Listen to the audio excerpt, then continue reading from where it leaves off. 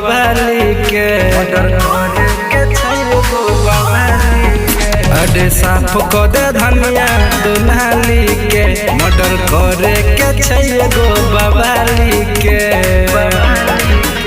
कोनो कीमत पे करती न शादी रे छोरा कोनो कीमत पे करती न शादी रे छोरा जदी जानती की छहे अपराधी रे छोरा जदी बुझती की छहे अपराधी रे छोरा जदी जानती की छहे अपराधी रे छोरा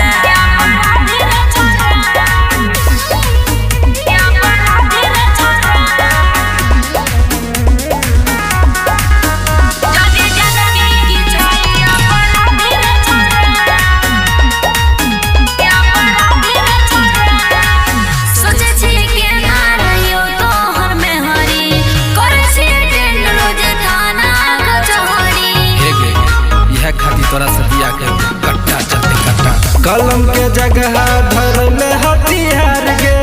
शुरू के छले हमर बाबू खुना खार गे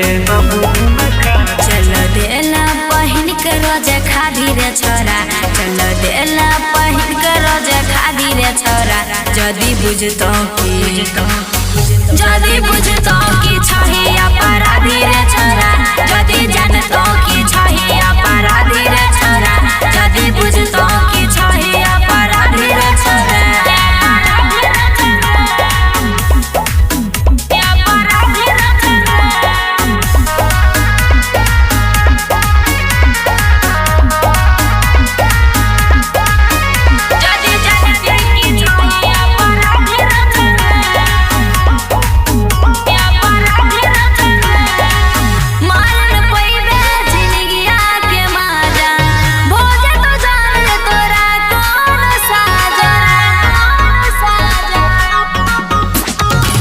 हथवा में लोके चल छिए कानून गे